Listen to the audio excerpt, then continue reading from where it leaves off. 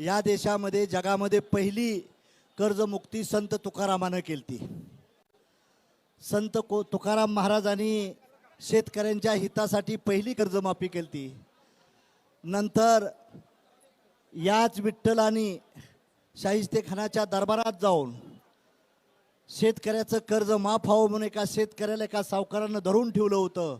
त्यावेळेस विठ्ठल शेतकऱ्याच्या रूपात जाऊन त्या सावकाराचं कर्ज भरलं होतं. तद्वतच त्याच टाईपचा आज रोहितदादा पवार शेतकऱ्यांच्यासाठी मशिया म्हणून कर्ज मागण्यासाठी आपल्या विठ्ठलाच्या दारात आलेला विठ्ठल म्हणून आलेला आहेत. त्यांना तरुणांनी युवकांनी सर्वांनी साथ द्यावी. त्यांच्या आज ब्लड शुगरची लेवल कमी झालेली आहे. दादाशी माझी चर्चा झाली.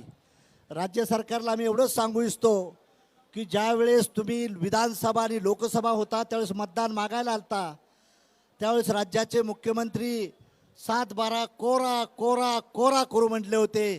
तेवढाच शब्द विठ्ठलाच्या दारात आपण पूर्ण करावा ह्यासाठी आज आम्ही सांगण्यासाठी आलेलो आहे. आणि रोहितदादा हा तरुण आणि तरुण आहे. एक तरुण मुलगा उपोषणाला बसायची वेळ राज्यकर्त्यावर आली नाही, राज्यकर्त्यांना आणायला नाही पाहिजे होते. पण ह्या राज्यकर्त्यांची नियत आणि नीती बरोबर नाही. शेतकऱ्याबद्दल त्यांना धर्मात जाती तक्रारी करून शेतकऱ्यांचं लक्ष डायव्हर्शन करण्याची भूमिका हे राज्य सरकार करत आहे. राज्य सरकारला इशारा आहे.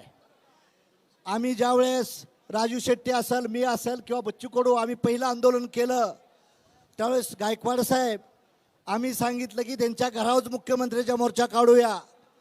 त्यावेळेस 2 दिवस ट्रॅफिक जाम होऊन 1.5 लाख लोक आली. ते तारीख द्यायला तयार नव्हते. 3 तास आमची 2 डेप्युटी सीएम आणि 1 सीएम बरोबर तक्रार झाली. शेवटी 30 जून ही तारीख दिली. पण आज आमचं त्यांना म्हणणं आहे सरसकट अटी वगैरे घातलेल्या आहेत, त्या अटी कॅन्सल करून सरसकट शेतकऱ्यांची कर्जमाफी व्हावी. हे जे रोहितदादा आंदोलनाला बसलेत त्यांच्या समर्थनात आलोया. राज्य सरकार आणि केंद्र सरकार या गोष्टीची जर जाण घेत नसतील तर आम्हाला पुढचं प्लॅनिंग रेल्वे ज्या दिल्लीला आणि मुंबईला चालल्या त्या अडवल्या जातील एवढी ताकद आम्ही राज्यभर निर्माण करू हा इशारा सांगण्यासाठी देखील राज्य सरकारला आलेला आहे. तुम्ही आम्हाला येडं गबाळ समजू नका. रोहितदादा आम्हीच त्यांच्यावर होतो तेव्हा सत्तेत आलते, आता आम्ही त्यांच्यावर नाही तुमच्यावर आहे. त्यामुळे आम्ही तुम्हाला सांगू इच्छितो ते ज्या मस्तीत वागतात त्यांची मुस्ती उकरायची देखील आमच्याजवळ ताकद आहे. म्हणून शेतकऱ्याच्या हितासाठी बळीराजासाठी कुठलाही प्रोग्राम आला तर मागा आम्ही शिरणार नाही. राज्य सरकारनं लवकरात लवकर येऊन लवकरात शिष्टमंडळाने रोहितदादाशी बसावं, त्यांच्या माध्यमातून ज्या ज्या मागण्या दृष्टीनं प्रयत्न करण्याचा प्रयत्न करावा. नाहीतर हे पंढरपूरचं आंदोलन हे टोटल महाराष्ट्रभर गडचिरोली असेल, इकडं कोल्हापूर असेल किंवा तिकडं रायगड असेल या भागात हे पिसरल्याशिवाय राहणार नाही. हे राज्य सरकारला आपल्या वतीनं आम्ही खुलं चॅलेंज देतोय.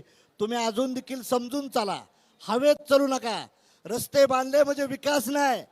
रस्ते तुम्ही कमिशनसाठी घेताय. जनतेचं हाल, युवकांचं हाल, शेतकऱ्यांचं हाल. आमच्या भगिनींना फसवून तुम्ही घेतलं, भावाकडूनच लुटलं आणि भगिनीला वाटायचा प्रयत्न केला. हे धंदा बंद करा हे सांगण्यासाठी आज आम्ही इथं आलेलो आहे. म्हणून राज्य सरकारने याची दखल घ्यावी, नाहीतर ह्याचा परिणाम फार मोठ्या प्रमाणात भोगावा लागेल हा इशारा वाजा मी आपल्याला देण्यासाठी आलो आहे. आणि रोहितदादाच्या तब्येतीची काळजी राज्य सरकारची जिम्मेदारी आहे. ह्याचा विचार आपण मंडळींनी करावा. आणि लवकरात लवकर येऊन मुख्यमंत्र्यांनी, पालकमंत्र्याची संबंध नाही, पालकमंत्र्याच्या हातात काय नसतं बी जास्त, मंत्र्याच्या हातात. मी बी मंत्री होतो, सारं कॅबिनेट मुख्यमंत्र्याच्या हातातच असतं. त्यामुळे मुख्यमंत्र्यांना डायलॉग ठेवावा आणि त्यांनीच हे प्रयत्न करण्याचा प्रयत्न करावा ही अपेक्षा व्यक्त करतो. आणि कर्जमाफी झाली पाहिजे, मुळात मध्ये सरसकट कर्जमाफी झाली पाहिजे. तुम्ही अटी घालू नका. 20,000 कोटीचं तुम्ही अदानी अंबानीचं कर्ज 1 मिनिटात माफ करता आणि शेतकऱ्याचं कर्ज किती आहे? प्रवीण गायकवाड फार कमी आहे. यांची नियत आणि नीती नाही. नाव शिवायचं घ्यायचं, नाव अहिल्याबाईचं घ्यायचं आणि ह्या समाजाला उल्लू बनवायचं. हे धंदा राज्यातल्या मंत्र्यांनी केलेला आहे. म्हणून माझी तमाम जनतेला विनंती आहे, हे सरकार आपल्याला उचलून टाकायचं आहे, सरकारच उचलून टाकायचं आहे सरकार.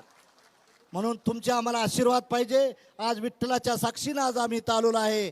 म्हणून आपण राज्य सरकारला इशारा सांगू इच्छितो, तुम्ही आता थोडक्यात आहे तर समजून घ्या, नाहीतर हे लोन फार मोठं पुढे जाणार आहे, हे विसरता कामा नये. आणि रोहित दादा माझा पक्ष राष्ट्रीय समाज पक्ष जी माझी काही ताकद असेल ती तन मन धनानं भाव म्हणून तुझ्या मागं उभा असन एवढा मी आपल्याला शब्द देतो आणि आपली जाग येतो. जय हिंद, जय भारत.